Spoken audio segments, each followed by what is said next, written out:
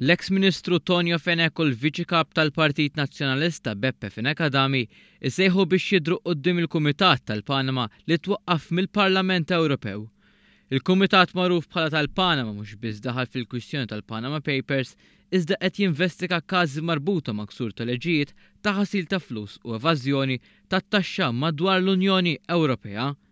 Iż-żewġ deputati nazzjonalisti se jissejħu quddiem il-Kumitat meta x-xahar id-dieħel dawn ikunu Malta. Dan minħabba l-involviment tagħhom f'kumpaniji li ma kinux nieqsa mill-kontroversja.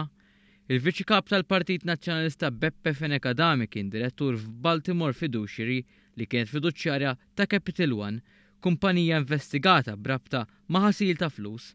Investigazzjoni skont dak ir-rapportat twaqfet fl-2013 wara li tfaċċar isem politically exposed person li ma kien ħadd għajr Beppe Fenek-Adami.